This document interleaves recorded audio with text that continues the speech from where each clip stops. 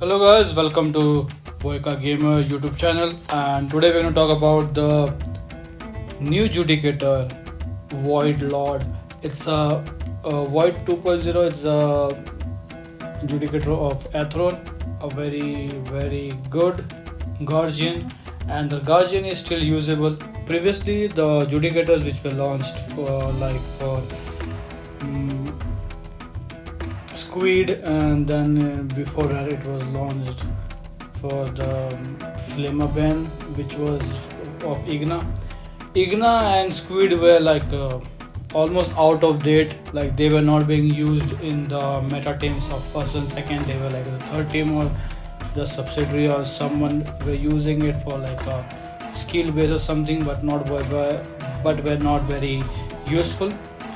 So the Judicator was okay. Everyone was okay. Let's advance the same one, and they used the 5 stone, the yellow one, and then they have created the Judicator. But this Athron one is very special. Normally, right now we were all hoping to get the Necrosa, because Necrosa has lost her touch.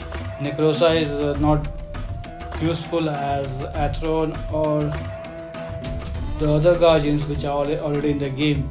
So that's why people were thinking about Necrosa, but it's very surprising that we got Athron. And the reason why we were thinking about Necrosa, because it's a very, for mostly the player base, Necrosa is like third team champion, so they were really hoping to get a Judicator and upgrade her. And when you already have a Guardian, upgrading costs you less because you just need 5 yellow stone.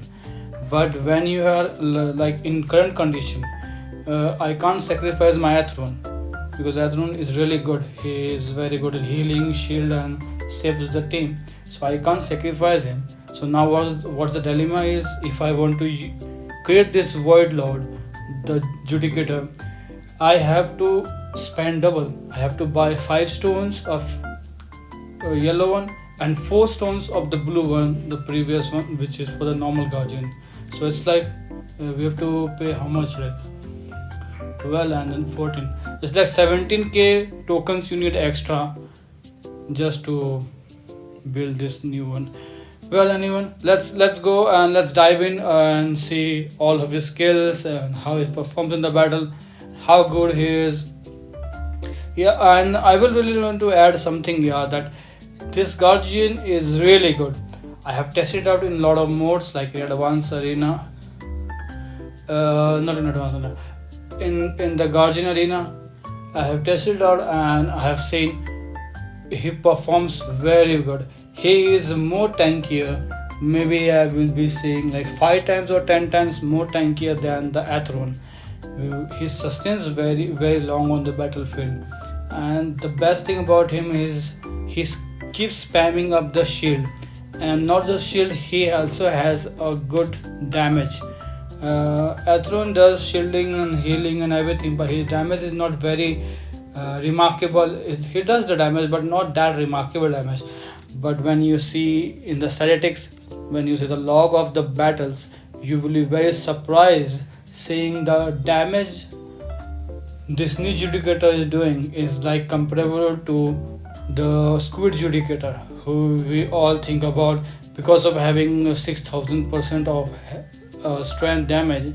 He does a lot of damage, so we all like, oh wow, his Squid is a super DPS. But in lot of stats I have seen that he is doing equivalent damage to the Squid Judicator.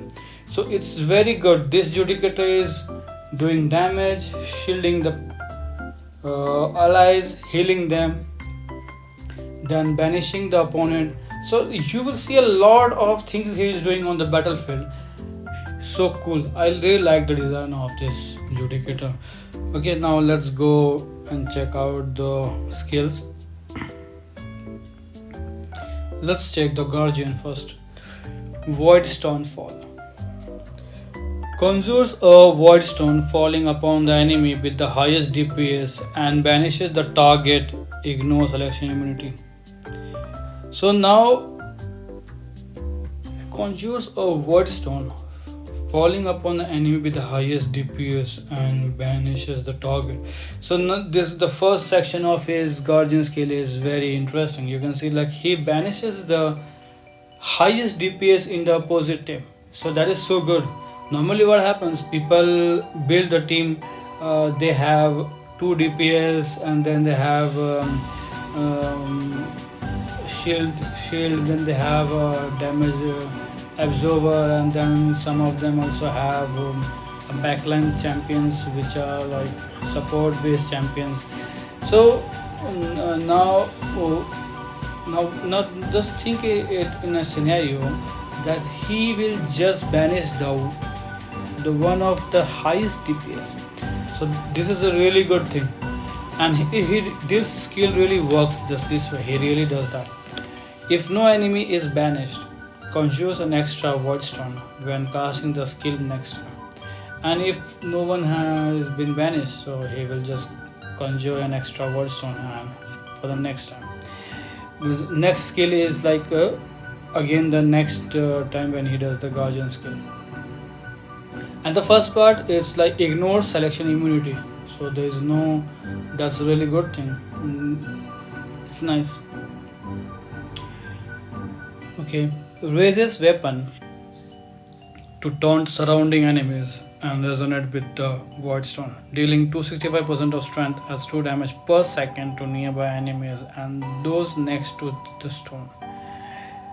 So this is, I think so this is the main reason of his so much high capacity in damage. As you can see, like his strength base, like 265% of strength based damage he is doing, and it's a true damage, it's a per second to the nearby enemies. And plus is taunting. So taunting is like one of the very good debuff. It really helps to confuse. The taunting is like attracting the opponent's team towards him, so that the other of the 4 of his allies will be very good in attacking from the different angles. So taunting is really good. It works very well. Just for the taunting, we were using male Askabag. We're still using him. So because of taunt really works well in the battlefield. So he does that too. So first he does banishing. Second, you can see he does taunt, and then he is also doing 2 damage per second. It's a per second damage. During the charge up, he reduces damage taken by 41% and shares 57% damage taken by surrounding allies. So now what he is doing, first he has banished, secondly he has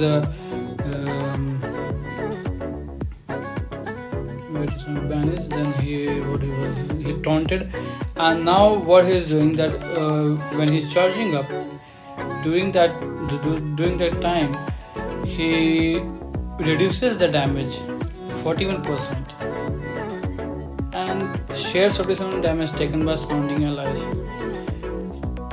Wait a second, I'm little bit here confused because I have tried to do the testing. I was not able to understand, like, does he decrease the damage for one opponent or for everyone? I came to the conclusion like it's for everyone, I guess. That he just reduces the damage of all of the opponents by 41%, and then he shares 57% damage taken by the surrounding. And whatever the damage taken by the allies, he shares 57% of that. It could be the two options. Either he is reducing the damage of one opponent on whom he is charging up, or maybe he is doing this damage reduction of 41% for the whole battlefield. It's not confirmed yet, but I'm thinking he does for the whole battlefield, like for the all opponents. Plus he is sharing the damage of his surrounding allies. After that, and the sharing damage is very good. You will see in his resolve, the damage he takes helps him to get fast resolve. So that's a really good thing, the way he shares the damage and he saves the allies from the extra damage. So it's good. After that, smashes enormous weapon on the ground to deal 4% max constitution and max toughness 2 damage up to strength. Launch nearby enemies. So after that, now once he have reduced the damage and shared the damage of his allies, He smashes an enormous weapon on the ground and he deals 12.5% of max constitution and max toughness as 2 damage, which is up to the 2000% of the strength, and launch nearby enemies. So it's just like he's hammering on the ground and at the same time he's doing this much damage. As the void stone is shattered, releases the banished enemies and reduces their max constitution strength fortitude by 80% for 8 seconds. And as you have seen in the first part of his skill, he banishes the highest DPS one. So just think if he has banished someone. So now what happens? Once he releases them from the banish, their constitution strength fortitude is reduced by 80%, and that's for 8 seconds. Now just think about a scenario. If this constitution reduces and if you have a count in your team, the count work very good because count just will kill him on the spot. So that's a very good thing. The stone shard attached to all allies for 6 seconds, converting 30% damage taken during the period into permanent shield afterwards. And then he is giving shield to all his allies for 6 seconds. Resolve collection is gains 260 resolve for every cumulative damage taken equal to 8% of constitution. Yeah, this is the more damage he takes, the faster resolve he gets. This guardian skill cannot be interrupted other in the circumstances, and resolve cannot be gained for 10 seconds after casting. Okay, then we will check his passive. Void Shockwave. When a battle starts, gain 6-second control immunity and reflects 9.8% of damage taken. Now the best thing is once the battle starts, for 6 seconds he is immune from any control immunity. That's a very good thing. And then he reflects 9.8% of damage taken. But I have one question here, that he gains 6 seconds of control immunity. What if the opponent also have the same and he can ignore the control immunity? But it's very hard for the guardians to collect resolve for 6 seconds. It's very rare chance. Faith, I think the Faith is the one who does faster collection of resolve. Maybe, but yeah, this theory will not work. What I was thinking, like if even he has a control immunity, if the opponent has this same void, then he can still ignore that and do the guardian skill. But 6 second time frame is not that big. Okay, let's forget that.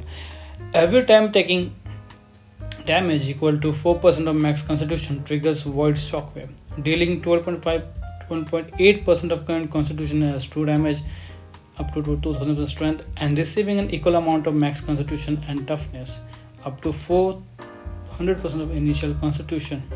If the opponent max constitution exceeds the initial constitution, Void Shockwave is the ally with the lowest constitution for the 12% of the caster's max constitution. That's a really good thing. Now you can see that the damage whatever he's taking, it triggers the shockwave which deals 12.8% of the damage, constitution damage. Constitution as a damage, that's a really good thing. The damage based on constitution is, I will say, it's a very big number, because even though it has a limitation of 2000% strength, still I will say it's a very good damage. And then after doing the damage, he will receive equal amount of max constitution and toughness, and which is like up to 400% of his constitution. And if the constitution he receives is more than his if the toughness he receives is more than his constitution, then the shockwave will heal the ally with the lowest constitution. Now we have to think about it, like it's an ally. I think so he only heals the one ally who has the lowest constitution, but that healing will be very strong because of the caster's max constitution. So it will be his max, and you can see like his constitution is very good because of tank base. The tank base have a less strength base, but they have more constitution. I'd say it's a very good passive. Let's see the active. Shielded Onslaught. Rams forward with a shield in hand, dealing 518% of strength as damage and knocking back the target. So you have seen him doing banishing, then he is taunting, now he is also knocking back. So he's doing a lot of stuff on the battlefield. That's very impressive.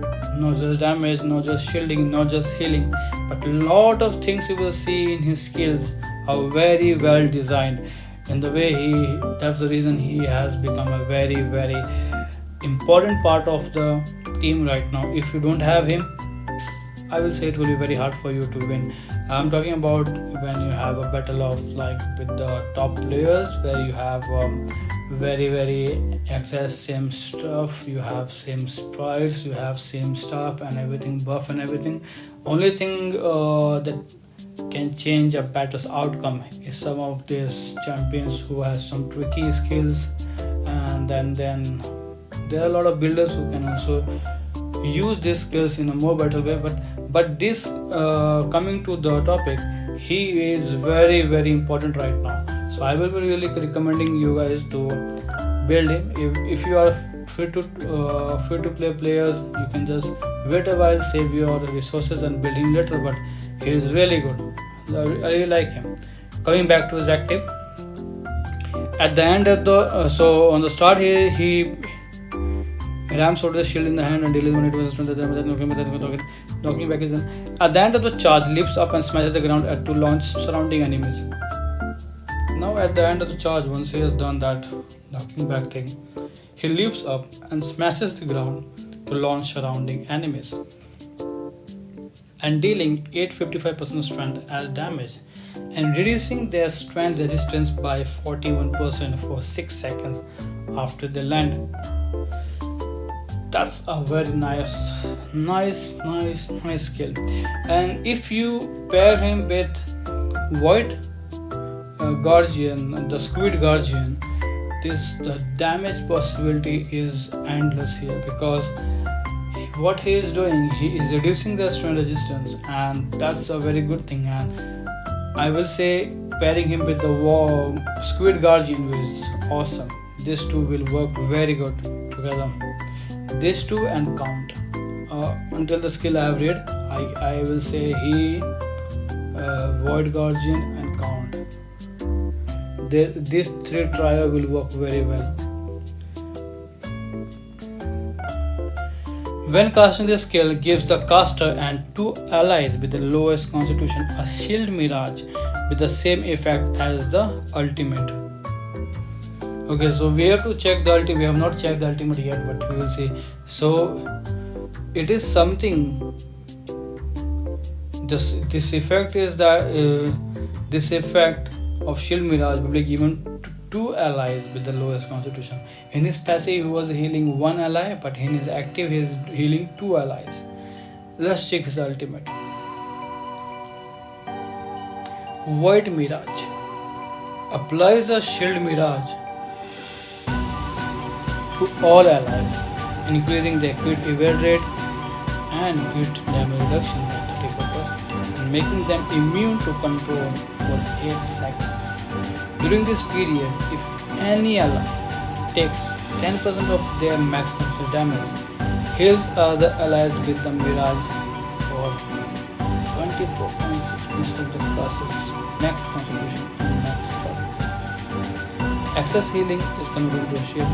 Allies with the mirage, upon receiving damage equal to 80% of the maximum, will immediately shatter the shield and consume 80% of their current toughness, becoming untargeted and immune to death for 4 seconds.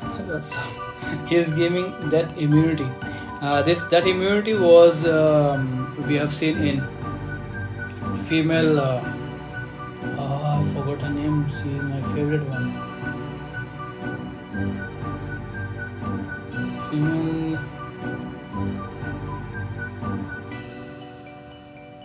Yeah, the one who has her ultimate was also the same. Don't remember the name. She has, but her death immunity is for 8 seconds and he has for 4 seconds.